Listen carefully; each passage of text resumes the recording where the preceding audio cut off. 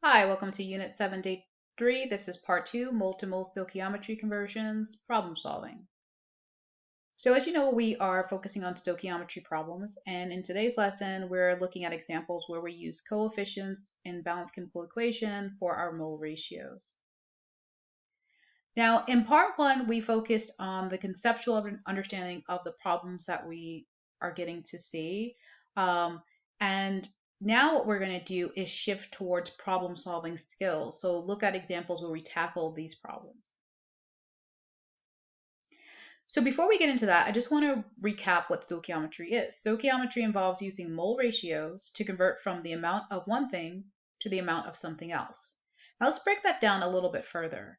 When I say amounts, I'm referring to things like moles, mass, volume of a gas at standard temperature and pressure, and later we're going to see concentrations of a solution. And when I say a solution, if you take salt and you dissolve it in water, you've made a solution. Now, in terms of substances, when I talk about amount of one thing to the amount of something different, what do I mean? The substances that we're looking at could be either atoms, molecules, or solutions. And in all of these problems, you're given the amount of a substance and the information about that substance, type of substance it is, and then you're also given what you're asked to find. And again, you're given the amount and the substance. So for example, you can be asked to convert from moles of sugar, C12H22O11, to moles of carbon atoms within that sugar, amount of that mole of sugar. Or you can be asked to go from moles of barium hydroxide to the mass of oxygen in that barium hydroxide, or from the volume of CO2 gas at STP to the moles of atoms in that volume of CO2, oxygen atoms in that volume of CO2, etc. So the process for solving these problems, we're trying to do conversions. So the first thing we're going to do is we're going to convert from the amount of our given to moles of our given. And for this, we would use the mole map. So if we're given our amount in volume, we would use 1 mole is equal to 22.4 liters. If we're given our amount in mass, we use 1 mole is equal to the molar mass to convert. And if we're given our amount in number of atoms or molecules, we would use 1 mole is equal to Avogadro's number. Now, you only have to do this step if the amount of your given is not in moles. If you are provided your given already in moles, you can go ahead and skip this step. The second step is to convert from the moles of given to the moles of your find. So whatever, so in that case, you would use the mole ratio to do this conversion. And that would, of course, depend on the type of problem. Now, we've looked at examples where we use the subscripts in a chemical formula. Now we're going to look at examples where we're dealing with a chemical reaction. And so we have to use the coefficients in the balanced chemical equation to do this conversion. The last step is to convert from our moles of find to the amount of find, again using the mole map. So you, of course, would skip this step if they're asking for your find in moles, then you would go ahead and skip it. But if they're asking for your find in mass or volume or number of atoms or molecules, you would have to do this last step. So let's take a look at some example scenarios so we can see sort of how this mapping out process works. Let's say an example where we're given moles of sugar and we're asked to find the moles of carbon atom within that amount of sugar. In this case, this would be going from moles of given to moles of find, so you would just do step 2. Well, what if we were given the moles of barium hydroxide and we're asked to find the mass of oxygen atoms in that barium hydroxide? In this case, you would do steps 2 and 3, so going from your moles of given to moles of find, and then from moles of find to the amount of find, which is mass. If, on the other hand, we were given the volume of CO2 and asked to find the moles of oxygen atoms, we would do steps 1 and 2. So we would go from volume of CO2 to moles of CO2, from moles of CO2 to the moles of oxygen atoms. And then if we were given mass of water and asked to find the number of hydrogen atoms, we would go from amount of given to the amount of find, to the amount of our find. So we'd have to do all 3 steps. And similarly with the last example, from mass of silver sulfide to mass of silver, we would do all 3 steps. Now, all of these scenarios that you see here are scenarios where we use the subscripts, not the coefficients, just the subscripts we would use for these problems. But I wanted to give you a sense of the mapping based on things you have done before. Now, in this video, we're going to focus strictly on mole-to-mole conversion problems. So we have our moles of given, we're going to our moles of find. And the purpose of focusing on these mole to mole problems for dealing with chemical reactions and the coefficients and the balanced chemical equations is just to sort of get us used to using that information. Next lesson, we're actually going to do all 3 steps. So going from mass of our given to the mass of our find, for example. Now, because we're only focusing on the second step and only doing that part in the middle, moles of given to moles of find, it's important for you guys to know that we need a balanced chemical equation for all of these problems since we're dealing with coefficients as our mole ratios. So the first step is always to check your balanced chemical equation. Okay, let's dive right into an example. So in this example, it says a chemist weighs out enough aluminum chloride to have 0.597 moles of aluminum chloride. The chemist needs at least how many moles of barium hydroxide to react with 0.597 moles of aluminum chloride? Now, if you watched part 1 of this video, you actually saw this problem before, but I didn't show you how it was solved. We did a lot of the work there with mental math, and this was one that was difficult to do with mental math, but I did give you the answer. So let's see how we would solve it using this process. So we're going from our moles of given to our moles of find, and we're going to use the coefficients in the balanced chemical equation.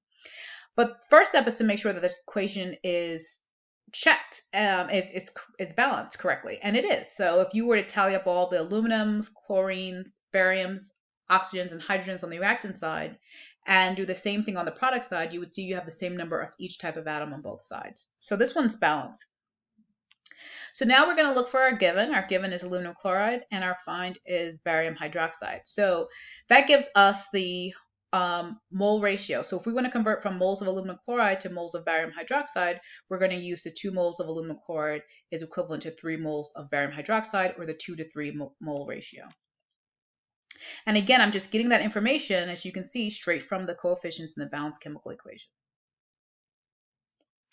Okay, now for my setup. My setup is always the same, and you guys have seen this for about a week now. So at this point, I'm expecting you guys to be able to do this without too much support or assistance. But remember, we always start by writing our given over 1, and then we multiply it by our conversion factor. Now, the conversion factor is going to come from the coefficients in the balanced chemical equation. So since my given is moles of aluminum chloride and I want to get rid of it, in my conversion factor fraction, I need to put moles of aluminum chloride on the bottom. The part of the conversion factor that has moles of aluminum chloride says 2 moles of aluminum chloride. So the 2 moles of aluminum chloride goes on the bottom so that those units can cancel out. Then on top, I'll put what's left, which is the 3 moles of barium hydroxide. And that should be a 2 there, by the way, not a 3. But at any rate, we go ahead and do our math, and we get that the 0.896 moles of barium hydroxide. Okay, so I went ahead and corrected the chemical formulas for the barium hydroxide. But our final answer here is 0.896 moles of barium hydroxide, and that's how we got that answer. Let's look at another example. So in this example, we're asked how many moles of nitrogen do you need to react with 1.38 moles of hydrogen? So we have a chemical equation here. First thing we need to do before we get started in solving is make sure this is balanced, because if it's not balanced, we don't have our recipe. So we won't be able to know, according to the recipe, how many moles of nitrogen we would need for a certain amount of hydrogen and vice versa. So let's go ahead and check this. And if you check this reaction, you see it's not balanced. And that's because it's, on the reactant side, for example, you have 2 nitrogens, but on the product side, you only have 1. You have 2 hydrogens on the reactant side, but 3 on the product side. So it's not balanced. So what we're going to do is we're going to balance it by changing the coefficients to the appropriate ones. And if you're not sure how to balance this equation, I will link in the extra help how to balance this. This is a skill that you just need to know and be able to do, but we won't cover it here. But there's a video that will show you how to balance this exact equation. So we go ahead and we change the coefficients so we can balance it. So a 3 goes in front of H2 and a 2 goes in front of NH3. And now the equation is balanced. So we're good. All right, we can go ahead and solve now. So our given here, we're given 1.38 moles of H2. And we're trying to find the moles of N2. So to convert from moles of H2 to moles of N2, we're going to use these coefficients to make our conversion factor. So the ratio is 1 mole of N2 to 3 moles of H2, or you can say 1 mole of N2 is equivalent to 3 moles of H2. Remember, we use this information to make our conversion factor fraction when we're solving.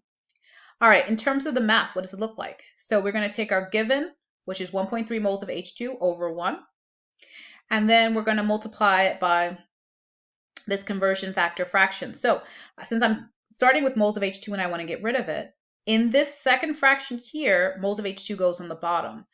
And that would be 3 moles of H2 because I get that from my conversion factor. So that goes in the bottom so the moles of H2 can cancel. And then the 1 mole of N2 goes on top.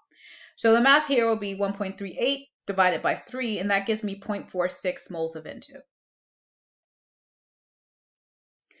All right, next example. How many moles of C3H8 do you need to react to make 0.455 moles of CO2? All right, what do you think the first step is? Right, first thing we need to do is check to make sure the reaction is balanced, because if it's not balanced, we don't have our recipe, we won't know what the ratios are. So I go ahead and check this and see that it is not balanced, and you can tell that the number of atoms of each type of atom is not the same on both sides of the reaction arrow. So I need to change the coefficient, and these are the coefficients that actually balance out the equation. So now this equation is balanced. All right, now we can go to our equation and our chemical equation, look for the given. So we're given 0.455 moles of CO2. So there goes my CO2 in the reaction. And I'm trying to find C3H8. So there goes the C3H8 in the reaction. So I look in the balanced chemical equation so I can get my mole ratios. Now I can go ahead and proceed to converting between moles of CO2 to moles of C3H8.